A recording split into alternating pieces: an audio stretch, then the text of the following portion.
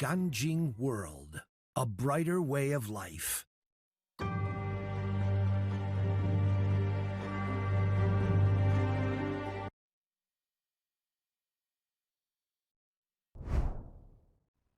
Welcome to NTD Newsroom. I'm Fiona G. Tariffs, investment, and deregulation. The White House today is looking back at President Trump's first 100 days back in office. We'll have more on how the president's trade policies have reshaped the economy so far. And how much has President Trump delivered on his campaign promises in his first 100 days? Our own Kevin Hogan and I give you a report card.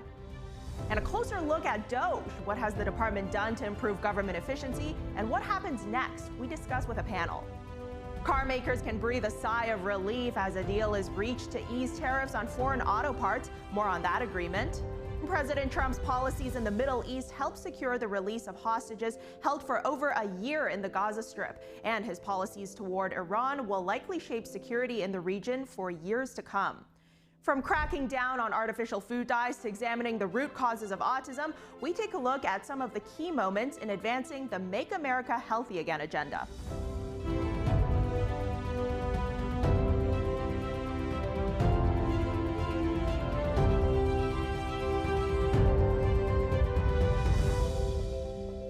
And marking the first 100 days of the president's second term, the White House is touting President Trump's economic record while addressing concerns over trade policies. NTD's Washington correspondent Jack Bradley will bring us the message that officials at the White House are zeroing in on today.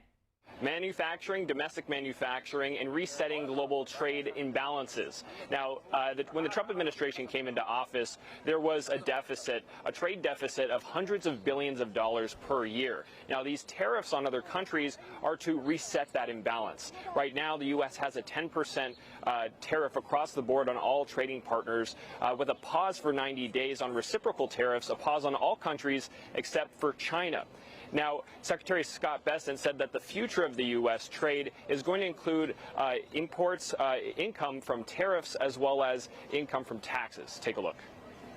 What President Trump is referring to is the ability for tariff revenue to give income tax relief. And I think there's a very good chance that we will see this in the upcoming tax bill.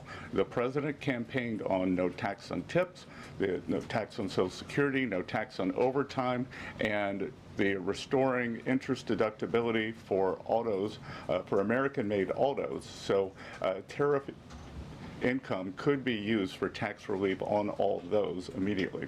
One can say that the tariffs have opened the door for negotiations, as the U.S. is now negotiating with 90 trading partners in other countries.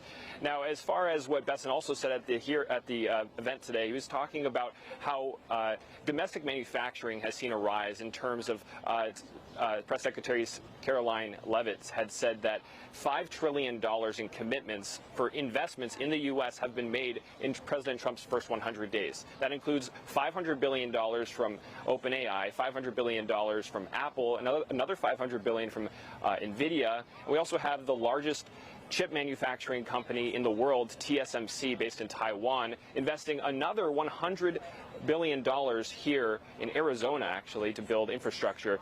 Here's Secretary Scott Bessent on this. Economic security is national security is economic security, and we saw during COVID that our supply chains got cut off, and we need to bring back a lot of those supply chains, whether it's in semiconductors, medicines, the steel, and we have to onshore those. So it's a combination of making trade free and fair and remedying this gaping national security hole that he was left with. Press Secretary Caroline Leavitt also said that President Trump, before he heads over to Michigan for a rally to celebrate his first 100 days touting his accomplishments, he's going to be signing executive orders here at the White House related to auto tariffs. Now he's going to Michigan, which is the heart of the automaking manufacturing in America, as particularly Detroit is. So we're looking forward to what he says there. The White House called out Amazon, saying that labeling tariffs on its products, on its price tag for its products on its website is very political. Take a look. So this is another reason why Americans should buy American. It's another reason why we are onshoring critical supply chains here at home to shore up our own critical supply chain and boost our own manufacturing here. Now, Amazon has responded recently in a statement after this announcement saying that, quote, the team that runs our ultra-low-cost Amazon Hall store has considered the idea of listing import charges on certain products. Teams discuss ideas all the time. This was never a consideration for the main Amazon site, and nothing has been implemented on any Amazon properties.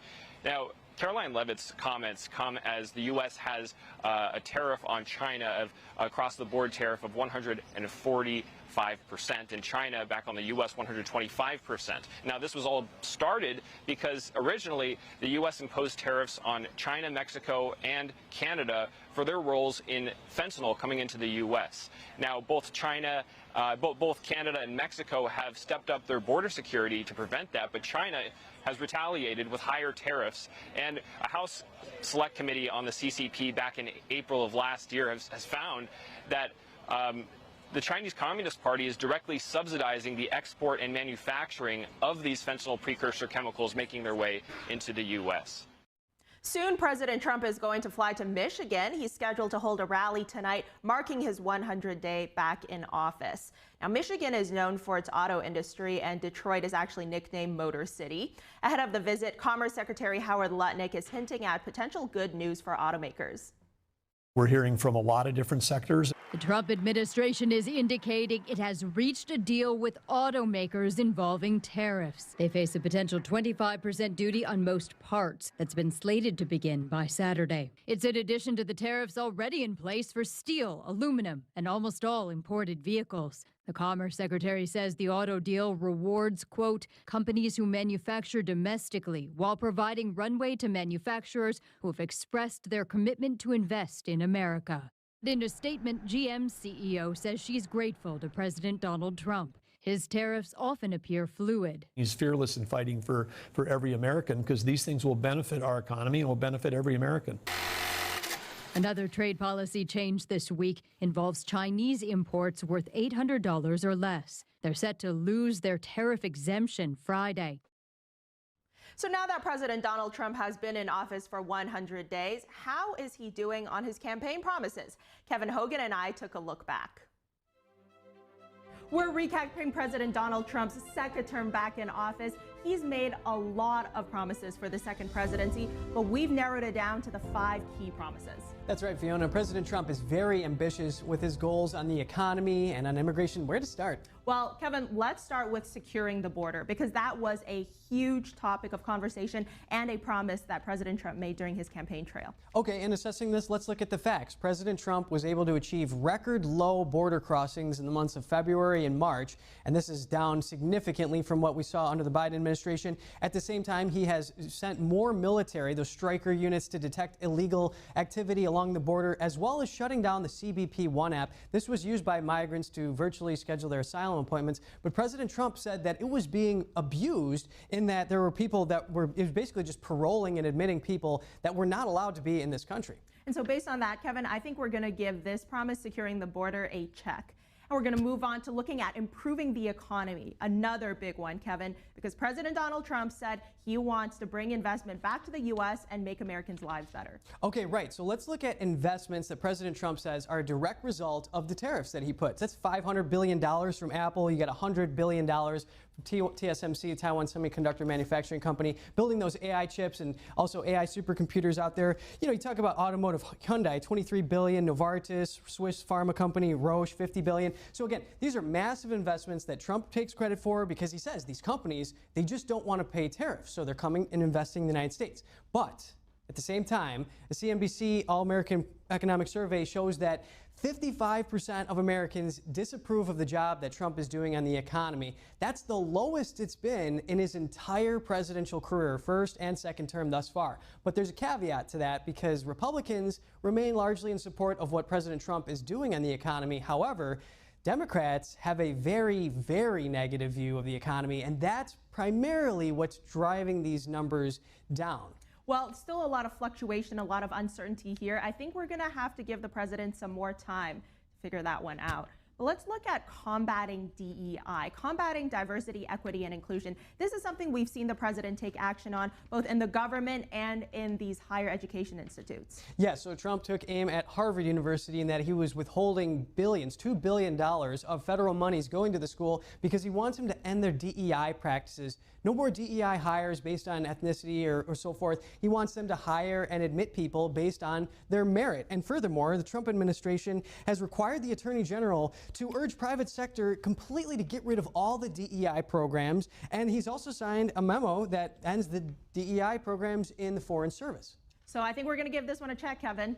Now, let's talk about ending the war in Ukraine on day one. We heard the president say that. He said he was going to end the war within 24 hours of coming back into office. Right, so it's very clear the war is still going on. There's still fighting and carnage happening in Europe and Russia's invasion of Ukraine. Now, President Trump did say that the day one comment was an exaggeration. He said he was being sarcastic, and people know that. And he also pointed out that the war's been going on for over 3 years and that he just got in and people are asking him, hey, what's taking you so long? But that said, President Trump is working very hard at securing a peace deal between these two countries. Keep in mind, he did say they would take a pass if either party, Russia or Ukraine, makes it too hard. But meeting with Zelensky at the White House, the Vatican, working with Saudi Arabia to broker a peace deal with the Russians, as well as just working towards a minerals deal with Ukraine. So working very hard, but the war is still ongoing. That's right. As you said, he's still putting a lot of work into this, but specifically on this promise of ending the war on day one, we're going to have to give him a promise not kept on that one. All right, final promise here, Kevin. Unleashing energy, U.S. energy dominance. How is the president doing? Well, Fiona, you've heard it, we've heard it, the moniker drill, baby, drill. Trump has definitely signed the Unleash American Energy Executive Order for this exact purpose, deregulating more access to oil, natural gas, nuclear energy, greenlighting coal, nixing these climate initiatives, doing what he can to bolster the American energy infrastructure. All right, so I think it's fair to give this one a check as well. And there we have it, 5 of President Donald Trump's key promises for this second term. We've got securing the border, improving economy, combating DEI, ending the Ukraine war on day one, and of course, unleashing energy. Of course, we're only 100 days into this second presidency, Kevin. There's still a lot of time for things to be done, so we're going to have to keep an eye on what the president does next. Yes, and while President Trump did not end the Ukraine war on day one, there is still plans, there's still peace agreements that are being worked out as we speak, so we'll have to take more time and see, and we're going to have more 100 days coverage for you, and so stay tuned with us. And moving on, lawmakers are back in Washington. Republicans are hitting the ground running on big budget changes. What will this new budget look like, and what federal spending is on the chopping block? NTD's Melina Wisecup reports. Today, lawmakers are getting down into the details on a new federal budget. House Speaker Mike Johnson met with President Trump and 5 other budget leaders in Congress on Monday to talk strategy. We're still on our schedule. I think we can meet it. As you know, we have 7 committees marking up this week, 4 next, the following week, and then that third week, I believe we can pass it by Memorial Day. Yes. Border security and immigration policy are the biggest focus. Lawmakers have approved $200 billion to increase spending in these areas. Defense spending will increase by around $100 billion, with a strong focus on the Navy and shipbuilding to deter China's aggression in the Pacific Ocean and the South China Sea. Meanwhile, Republicans aim to cut at least $2 trillion from federal spending over the next decade. Committee meetings start this week, first in the House Armed Services and Education Workforce committees. In my particular budget area, Department of Education and Labor, those issues, we're looking at some significant cuts that will, in fact, I think, help our educational policy moving forward. Democrats protested the planned budget changes with a sit-in on the Capitol steps over the weekend. They've continued to warn against cuts to Medicaid. They're going to hurt children, hurt families, hurt seniors, hurt people with disabilities, close hospitals, shut down nursing homes, and people will die. This is a matter of life and death. Though Republicans have vowed not to kick off eligible Medicaid recipients and to only cut fraud and abuse from the program. Tax policy is up for change too. The GOP plans to extend Trump's 2017 tax cuts and make a new law to prevent tax collection on tips and Social Security. Once the budget markups are complete, lawmakers will vote on one final bill in both the House and the Senate. Reporting from Washington, D.C., Melina Weiskup, NTD News. Coming up, we're going to be taking a closer look at Doge's track record over the past 100 days. We'll be asking experts what has been done and what remains to be completed. Stay tuned.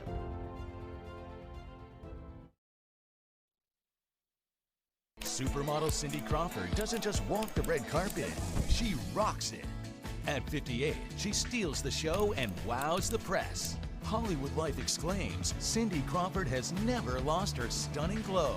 While Page 6 raves, she's still as gorgeous as ever. What is Cindy's secret? It's meaningful beauty. And now with new advanced formulas, it's better than ever. Watch as the appearance of lines and wrinkles are diminished in just weeks. It's no wonder everyone's talking about meaningful beauty. My makeup artist said, your skin has been looking great lately. What products are you using? And I said, I'm using Meaningful Beauty.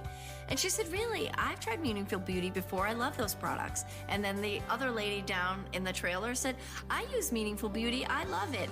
Our new and improved formulas deliver age-defying ingredients even deeper into the skin where wrinkles begin. And this brand new offer is Cindy's most exciting ever. Because when you order, you'll get Cindy's exclusive Super Brightening Duo, a $120 value absolutely free. First, you'll get 60 of our Revive and Brighten eye masks, the celebrity secret that visibly smooths, awakens, and restores the area around your eyes. Next, discover the power of our Vitamin C Biphase Brightening Oil for an immediate boost of glamour and glow. I'm not ashamed to say I am 53 years old. Thank you, Cindy. The total effect of this free gift package? A red carpet ready complexion. Get all this, a $300 value for just $49.95. But you must act quickly. Results guaranteed or your money back. So make the call or go online now and put yourself on the path to the most beautiful skin of your life. Trust me, it's worth it. This special offer is not available anywhere else, so don't delay. Scan the code, go to meaningfulbeauty.com, or call the number on your screen now. Say goodbye to harsh, bitter coffee and hello to a delicious, smooth brew. With specialty quality beans, expertly roasted in-house, you'll taste the difference with every sip. Fermented with a blend of 50 enzymes, Dave's Coffee delivers a rich brew like no other. Made with the highest grade specialty beans available, you're sure to taste the difference.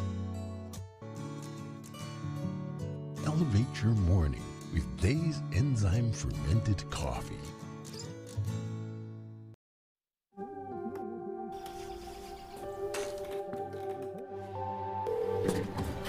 911, where is your emergency?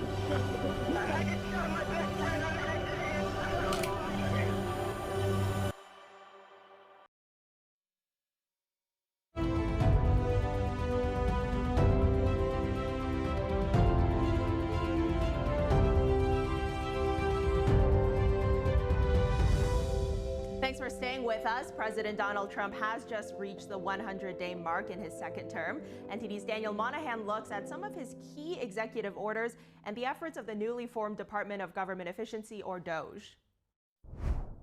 President of the United States. President Trump started out his second term with a bang, taking swift action on the southern border. On day one, the president declared a national emergency, committing to a significant military presence, including National Guard deployments. Trump reinstated Remain in Mexico and signed an executive order to designate cartels terrorist organizations. They're killing our people.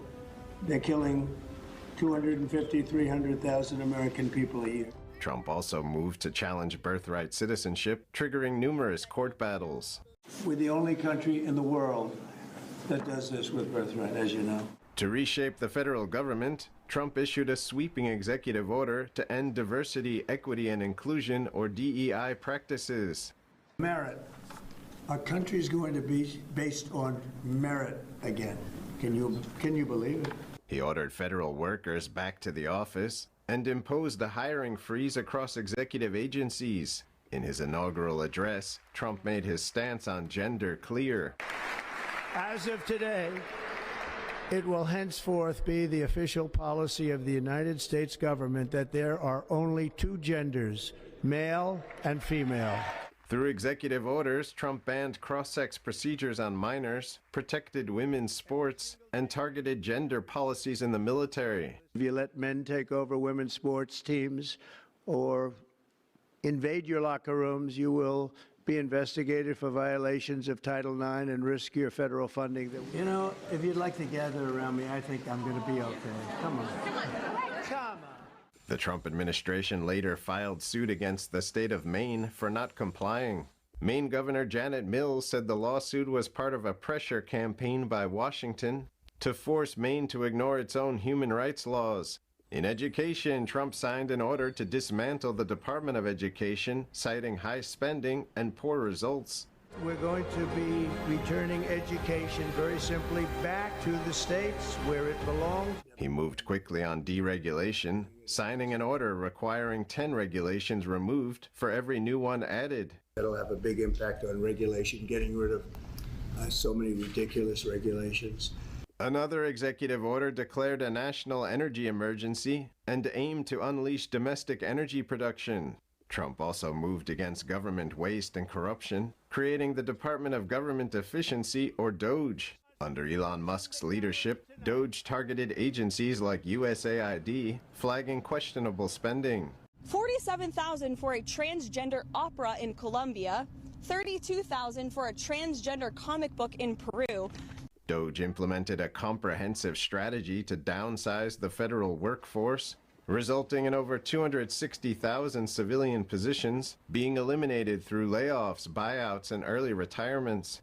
The changes have sparked backlash. The Trump administration is now facing a wave of legal challenges to both its executive orders and Doge's actions, friction that could slow the administration's push for dramatic reform. Critics like Senator Elizabeth Warren accused Musk and Trump of threatening Social Security, which they denied.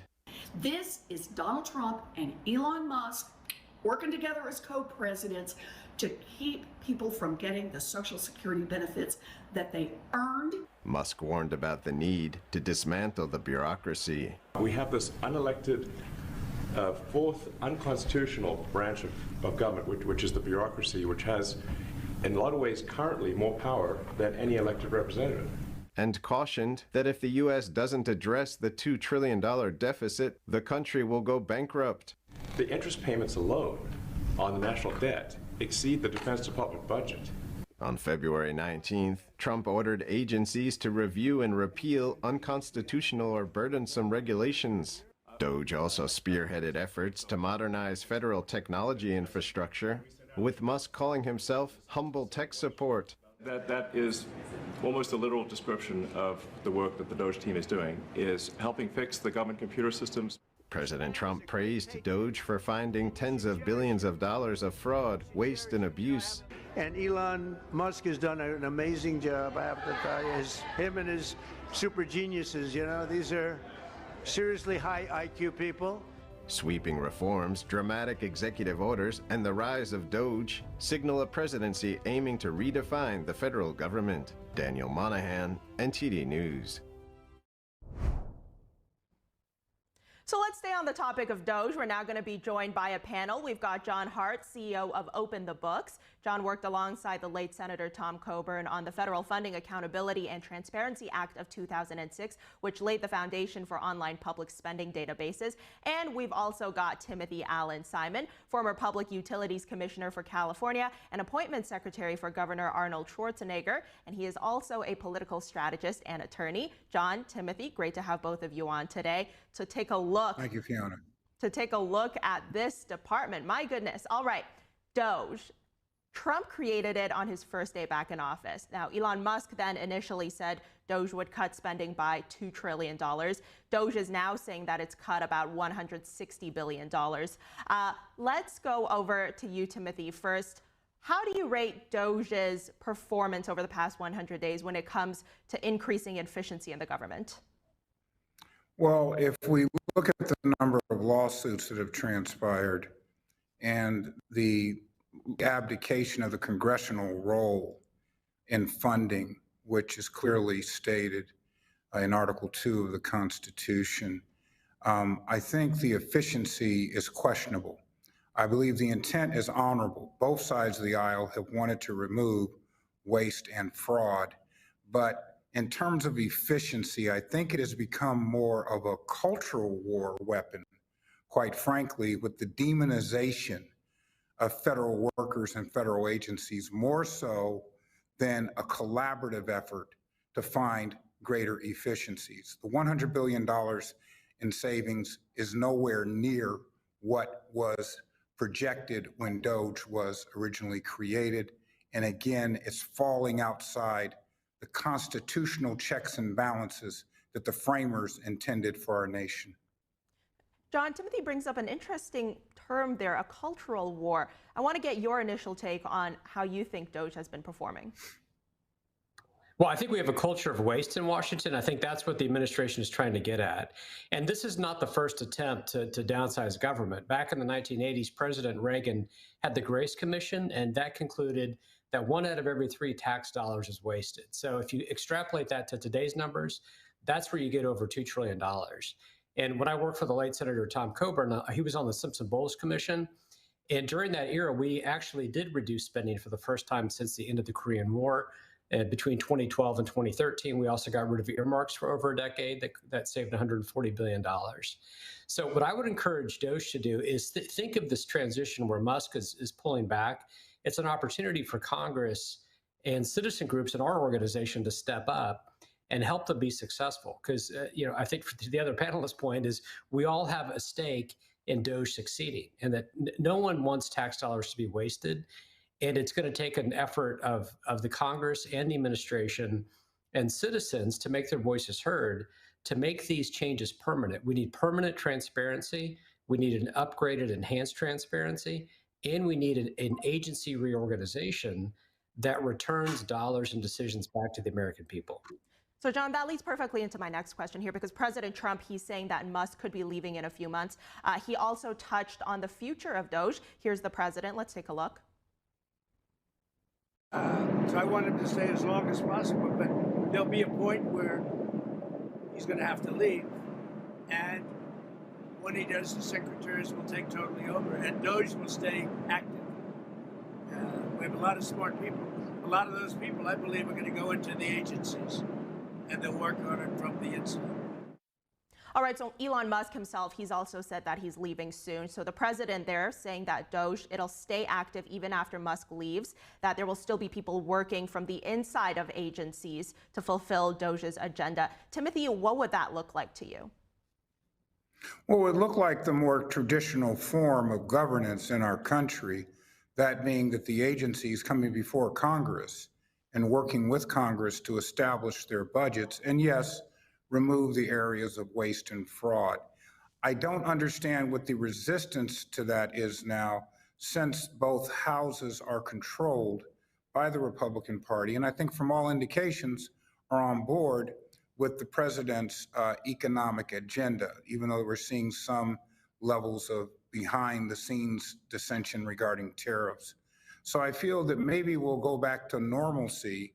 But I also understand the desire, and it wasn't just Simpson-Bowles, but also Vice President Al Gore worked with Congress as well.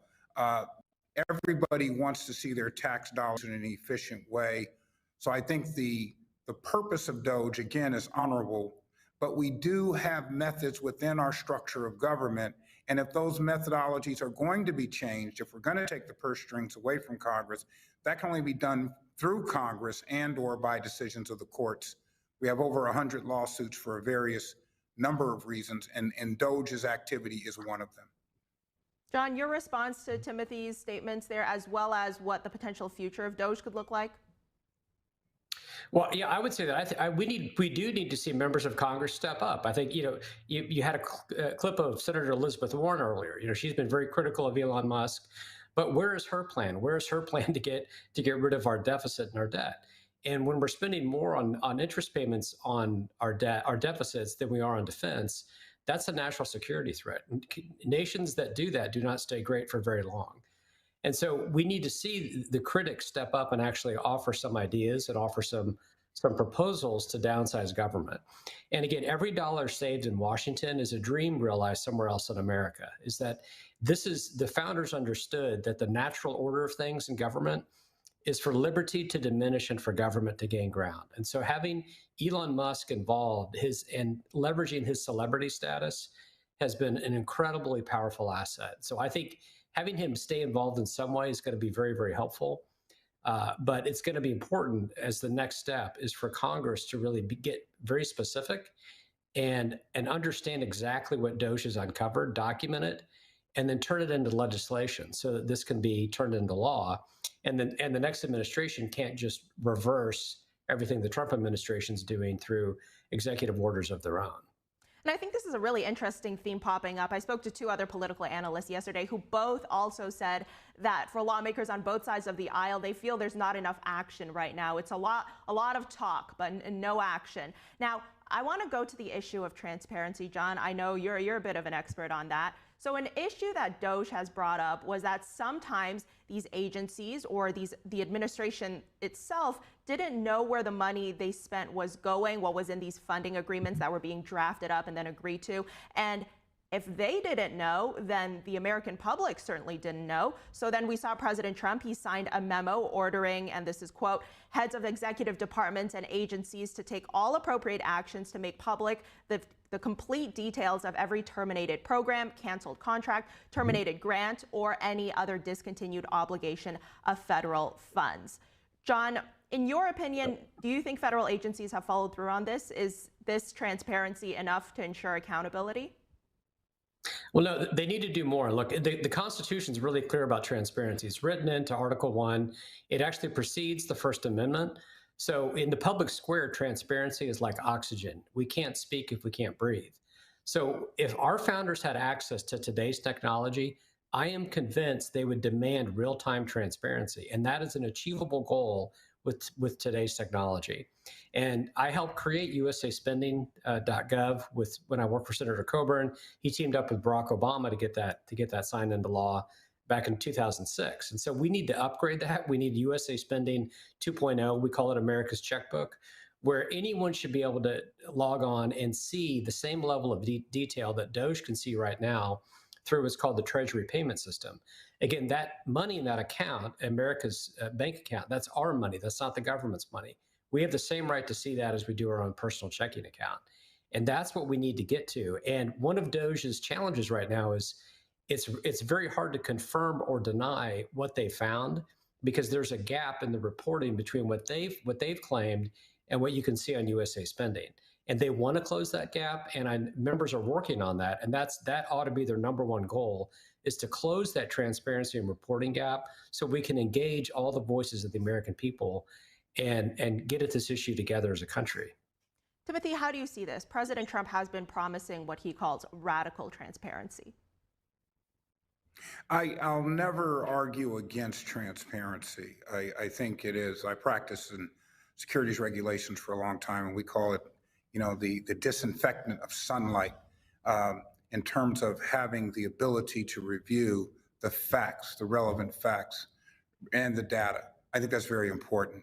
But I think a reckless way of carrying it out, if you look at the number of federal employees, for example, that were terminated and then brought back, if you look at the programs that were terminated and then reinstated, I think there needs to be a more formidable process. Now, in honest to Mr. Musk, and I was honored to represent one of his companies. I drive a Tesla also, in my firm. This is very commonplace in how he is a disruptive figure in business, but government is for and by the people. And the very unelected employees that he criticizes, well, the critics of him have said he was not elected to office either. So I think it comes back down to whose ox is being gored. Every administration is going to push for greater executive powers. Clearly, President Trump is of the belief that his executive powers affords him the right to carry out the disruptive measures that he's engaged in. The courts will be the final arbiter, and brilliantly enough, that's what the framers intended. Timothy, to your point, government bloat, that doesn't happen overnight. I'm sure you know. It's a gradual buildup. So after these cuts are made, and of course we've seen it's been a tough pill to swallow and there is a lot of pushback, how do we ensure that the same type of wasteful spending doesn't start building back again over the coming decades? Well, I do credit, and including my esteemed colleague, the deficit hawks that have been critical of both sides. Remember, the Tea Party was formed under President George W. Bush when he ran 2 wars and did a tax cut, which some say on a credit card. So I do think best practices in fiscal management, governmental fiscal management, coming from both sides of the aisle will be the sustainable difference.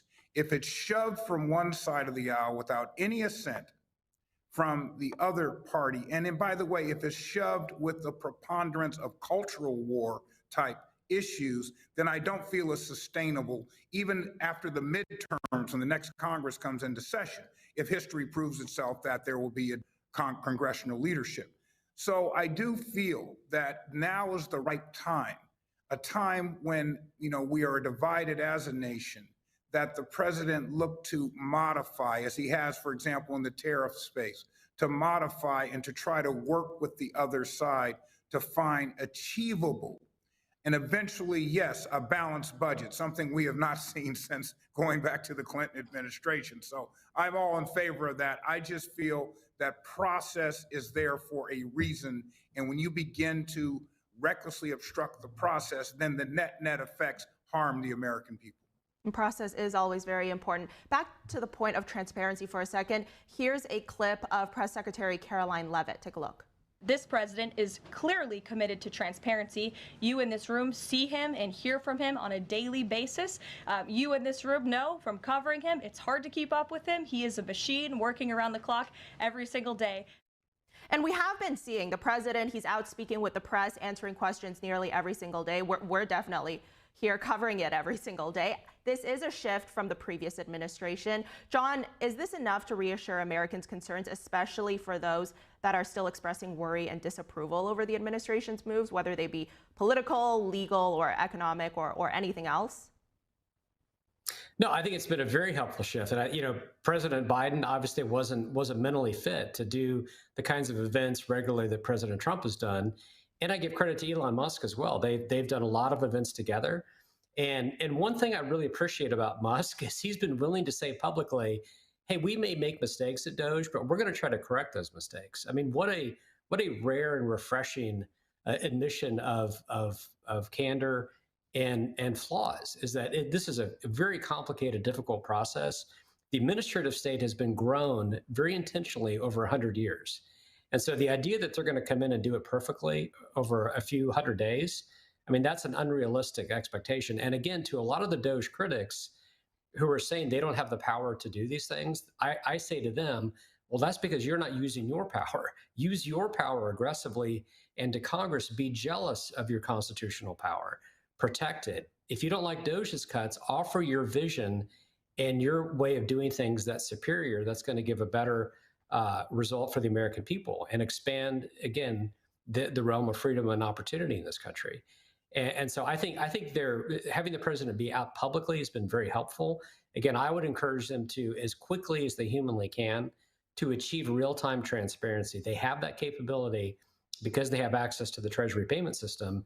And it's always erodes trust when government has one level of visibility and the American people don't. That is not a recipe for success. They need to close that gap as quickly as they can if they're going to be successful with the scope of changes that they want to achieve, and I believe they can achieve. Timothy, I think John brings up an interesting point here of the ability for a government to admit to its mistakes, but then, of course, also then act to fix that mistake. How important do you find that being as someone who's worked in government? Do you think the Trump administration has done enough on that front? I think it depends on the issue itself. For example, the tariff wars that we're experiencing, clearly there have been some adjustments, but probably no apologies.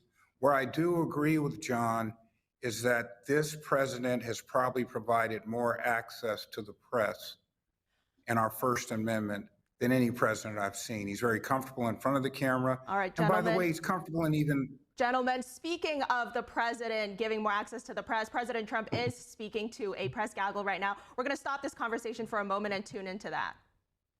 It has to do with a very small percentage. If they can't get parts, we didn't want to penalize them. And they have a one-year period and then they have an extra year, but it's for a very, very small part of the car. Basically, they're paying 25%.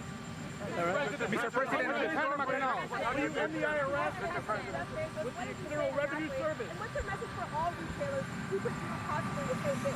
Yeah, nothing that really, he's a good guy. I've gotten to know him over the last couple of years, and he's done a fantastic job, so I appreciated what he did. Sir, what is your... How are you? There we go. How's your game? This speech in Michigan, you have a list of the accomplishments of the administration. Yeah. If there was one big thing that you really wanted to have happen in the first 100 days, but didn't, what would it be?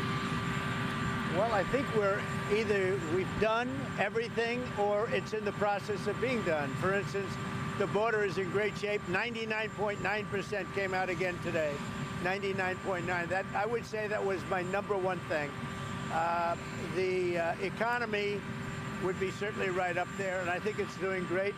We were losing billions and billions of dollars a day with trade, and now I have that down to a very low level, and soon we're going to be making a lot of money. We're going to be reducing people's taxes, and we're going to get the big, look, a very important element that we're working on now, maybe more important than anything with the border in good shape, is the fact, is the fact that we want to get, and very importantly, the big, beautiful new deal. If we get that done, that's the biggest thing, what's happening in Congress right now. And I think we're going to get it done. We have great Republican support.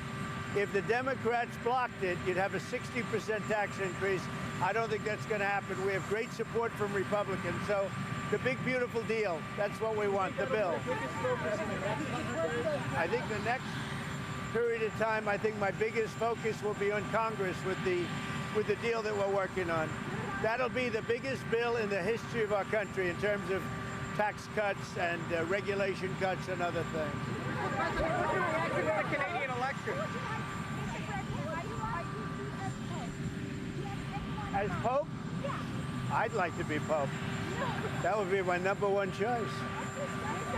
No, I don't know. I have no preference. I must say we have a cardinal that happens to be out of a place called New York who's very good. So we'll see what happens. Go ahead. Yes, Mr. President, you are doing so much for Africa. You are the first president that in the first 100 days focused on Africa for the first time in the history of this country.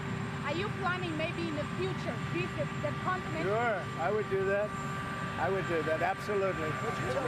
President, what's the biggest challenge? Do you want Angola, Mr. President? Mr. President, yeah, go ahead. will you speak to the Prime Minister of Australia at all? Mr. Trump, the Australian Prime Minister is having an election this weekend. Yeah. Will you speak to him about trade? They are calling, and I will be talking to him, yes. Did you have to do something with the tariffs and automobiles? Were you worried about the automobiles? No, not at all. We're just giving them a little chance because in some cases they can't get the parts fast enough. So this is just a little transition. It's 15% for 1 year and just 10% for another. It's a little bit. And it has to do, that's only the percentage of parts on the car. So it's a little bit of help for people that will be doing a great job. And these are all people, for the most part, that are building plants and will be working here. So it's a little transition.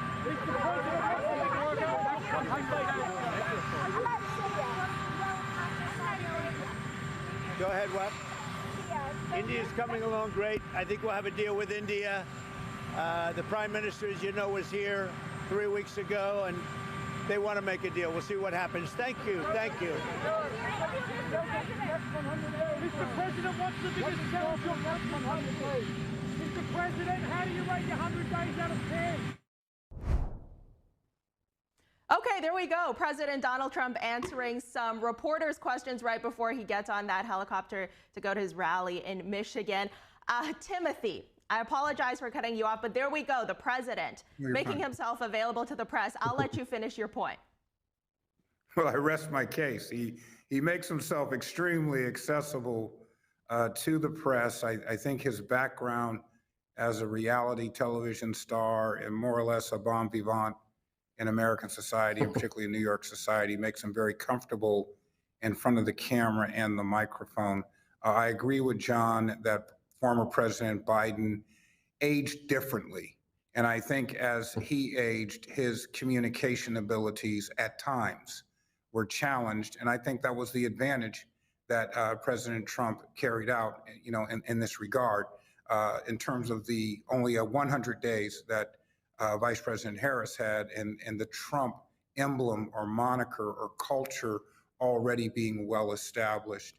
As you hear him talk about the tariff adjustments that he's making, the Constitution gives that authority to Congress to establish what it calls excises. They don't necessarily say tariffs. And I think that's another gray area that the courts will have to be the final arbiter on in this particular case. If the decision goes more in favor of President Trump, then we'll see a massive expansion of executive powers in our government, something that some would like to see. Some call it the imperial presidency. I, for one, believe our checks and balances are there for a reason. We do not elect a king. And I think every president, no matter how well-intended, no matter how powerful they may be from the right, the left, or the center, has to have the checks and balances to ensure that this democracy is what the framers had intended. All right, gentlemen, before we go here, let's get your closing thoughts. John, President Trump, in this goal to increase transparency, we've seen him order the release of those MLK, RFK, JFK files. Attorney General Bondi, she's also released a phase 1 of Epstein files. It remains to be seen if any other files will come out of that. How substantial has this move been? And just in terms of the general future, John, what does Doge need to do next? Well, I think regarding those files, I think our focus as an organization is more on government spending, and I think that's the long-term important transparency issue at play here. Is that the public has the right to know how government is spending their money. So the next step, I think, for the Trump administration and for Doge, again, needs to be to close the gap that exists right now between their access to this what's called the Treasury payment system. That's effectively America's checkbook, and again, that's our money. We got to be able to see that. And to give the American people visibility on that and improve the work that we did with Obama back in 2006 that created USA Spending. That we currently have all federal spending online, but there's a 30-day delay, sometimes longer. So when Doge claims a cut or they claim a reform, it's difficult even for our organization, and I'm very favorably inclined to most of what they're doing. It's very hard for us to verify what they've done because we can't have the same level of access that they do. So again, it's in their interest to give that visibility to every single American and to Congress. And I'm very sympathetic to Timothy's point too, is I want to see them make Congress great again. And the problem in Washington is not executive overreach as much as it's legislative underreach. Congress needs to assert itself and to offer ideas and to offer solutions that will be durable and to win the hearts and minds of the public. And to the extent that the administration can help rebalance that, that would go a long way to helping them achieve their goals of reducing inflation and empowering individual Americans. Well, Timothy, I have a final 15, 20 seconds here. Your final thoughts. Well, here's where John and I agree. I believe under Speaker Johnson and Leader Thune, Congress has largely abdicated to the executive branch, which I am again certain that they are fully backing the president's policies, particularly the new big or beautiful legislation that he's proposing. But unless they exert their powers, it gives the impression, not only in this country, but even to our allies and adversaries, that we could be migrating into autocracy. And that would probably benefit our adversaries more than it would the American people in making America great again. All right, John Hart, Timothy Allen, Simon, what a 100 days it's been. Thank you so much for coming on today. Thank you. Thanks for having us. Thank you, Fiona and John. Thank you. Coming up, President Trump's policies in the Middle East helped secure the release of hostages held for over a year in the Gaza Strip, and his policies toward Iran will likely shape security in the region for years to come. We'll be right back. Stay tuned to get a free month of home warranty protection. Tired of searching for contractors when your home appliances and systems break down, only to leave you stuck with a huge repair bill and shoddy repairs? Plumbing, heating, air conditioning, and appliance breakdowns could cost thousands. Hi, I'm Ty Pennington, here for Choice Home Warranty. They protect my home from expensive repairs, and they can do the same for you. No matter if it's your refrigerator, plumbing, or more than 20 other home systems and appliances, Choice Home Warranty has saved millions of homeowners a whole lot of money. For a low monthly fee, you get their nationwide network of trusted local technicians with plans that cover repairs and replacements done quickly and the right way. I would recommend anyone who is listening to this to call Choice Home Warranty up. It eliminates the anxiety, frustration, and it saves you money. Don't let an appliance or home system break the bank, leaving you stressed. Call Choice Home Warranty before that happens and get your first month free. Plus, call in the next 5 minutes and we'll give you free limited roof leak coverage. That's a $70 value, free. Just call now. No more headaches searching for technicians. No more budget-breaking chaos. Just a peace of mind of having Choice Home Warranty at your service. I trust Choice Home Warranty with my home, and you should too. Year after year, Choice Home Warranty is recognized as the nation's top home warranty and has thousands of 5-star reviews from real homeowners. Experience real budget protection and call Choice Home Warranty now. Stop throwing money down the toilet chasing contractors. Call Choice Home Warranty now and save big with their special offer of your first month free and free limited roof coverage. Don't wait another minute. Call now. Call Choice Home Warranty for your free personalized quote and to get your first month free. Call in the next 5 minutes, and as our special offer, you'll receive free limited roof coverage. That's over $100 in savings. This offer won't last long. Call now to lock in your rate and save big. Call 800-216-9114, 800-216-9114. Hey, boss. Okay? Yeah, I'm good.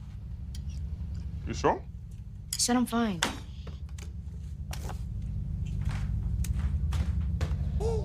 Since I was little, it was only like me and my parents. You think you created family out of characters? Yeah, of course. I'm gonna take that, make it into a song.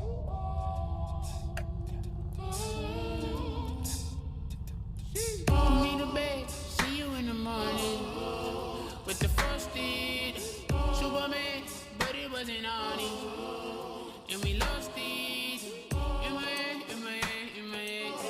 Where you at on the way out? In my head, in my head, in my head.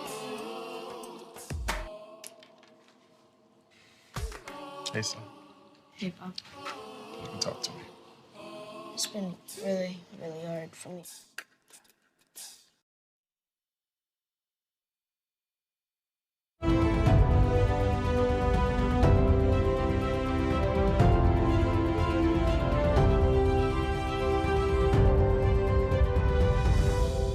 Welcome back to Newsroom. President Donald Trump has brought a new perspective on U.S. policy in the Middle East during his first 100 days back in office. Now, his policies will likely shape security in the region for years to come. Here's NTD's Jason Perry covering Trump's first 100 days in office on the Middle East. Even before taking office, then President-elect Donald Trump began making moves to help free the hostages held in the Gaza Strip. If those hostages aren't back, I don't want to hurt your negotiation. If they're not back by the time I get into office, it will not be good for Hamas, and it will not be good, frankly, for anyone. And on the day before he took office, the first set of hostages were released in exchange for Palestinian prisoners, something the Biden administration had been trying to do for over a year. But some dispute who actually gets the credit, because former President Biden was still president at the time. And after Biden made the announcement that a ceasefire deal in the Gaza Strip had been reached, someone asked him whether he or Trump would get the credit. Is that a joke? Oh. Thank you. But the family members of those newly released hostages thanked Trump for his efforts. President Trump, thank you. Thank you for your care and for making us all do the right thing. We will never forget your help. And as many people continue to dispute who is right or wrong in the war in the Gaza Strip, Trump made it clear soon after taking office that he fully supports Israel's right to defend itself. And he invited Israeli Prime Minister Benjamin Netanyahu to be the first world leader to visit him at the White House. After their meeting, Trump made an announcement that shook the airwaves around the world. The U.S. will take over the Gaza Strip, and we will do a job with it, too. We'll own it and be responsible for dismantling all of the dangerous unexploded bombs and other weapons on the site. He said countries like Jordan and Egypt would take in Palestinian refugees, which was met with strong resistance from their leaders. They will do it. What makes you say that? They're going to do it. Okay? We do a lot for them, and they're going to do it. Arab leaders then held an emergency summit in Egypt and fully rejected the idea of displacing residents from the territory. Trump later appeared to downplay his suggestion for the U.S. to take over the Gaza Strip, saying, quote, "Nobody is expelling any Palestinians." But Trump's announcement seems to have paved the way for Israel to begin taking over parts of the Gaza Strip. Since then, Israeli forces have been creating what they call security zones in the northern and southern Gaza Strip, which they plan to keep even after the war ends. Israeli Prime Minister Benjamin Netanyahu said this in March. The more Hamas persists in its refusal to release our hostages, the more powerful the pressure we will exert. And I say to Hamas, this includes seizing territory. Also during Trump's first 100 days in office, he resumed his maximum pressure campaign against Iran, which has been providing weapons and money to the terrorist groups currently waging war against Israel. A key goal of the maximum pressure campaign is to drive Iranian oil exports to zero. Trump also sent a letter to the supreme leader of Iran, Ayatollah Ali Khamenei, about negotiations for a possible nuclear deal. And Trump said, quote, "If they don't make a deal, there will be bombing." We have a situation with Iran that something's going to happen very soon. However, Iran said they would retaliate against the U.S. if Tehran is attacked. Afterwards, Trump ordered airstrikes to be increased against the Iran-backed Houthi terrorist group in Yemen. The group has been launching missiles at Israel and has attacked ships in the Red Sea, saying both are in support of Palestinians in the Gaza Strip. And since then, Iran's Foreign Minister Abbas Araghchi has held talks with U.S. Special Envoy Steve Witkoff 3 times for talks on a nuclear deal. Araghchi said this after the latest round of talks. I can say that this round of negotiations was much more serious than previous ones. We gradually moved into some more detailed technical discussions. Iran hopes to see the U.S. lift economic sanctions, while Trump says the main goal is to ensure Iran never obtains a nuclear weapon. Trump is set to visit the Middle East from May 13th to 16th. He'll visit Saudi Arabia, Qatar, and the United Arab Emirates. Jason Perry, NTD News.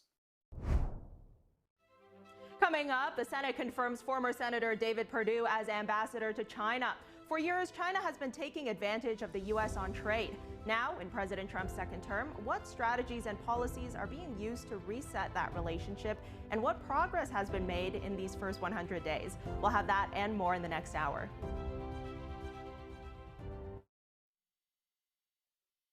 I'm Amy Grant, and I want to talk to you from my heart about the heart.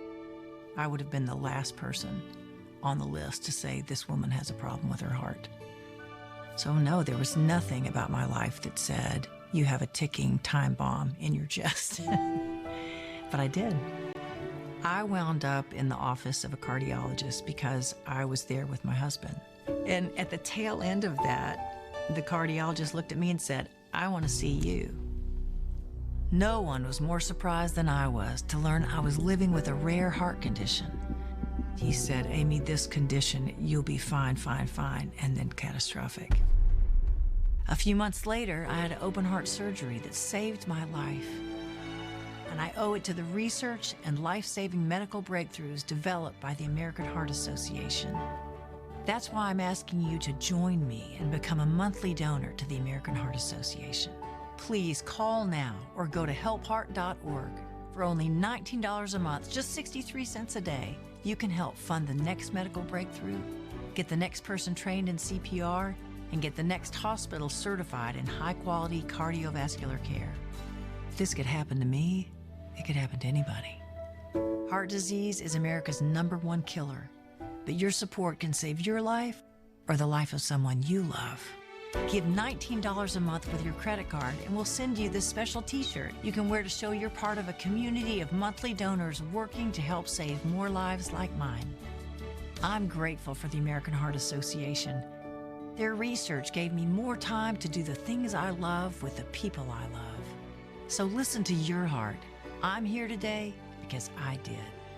Please call the number on your screen or go to helpheart.org now to become a monthly donor and help save even more lives. Thank you.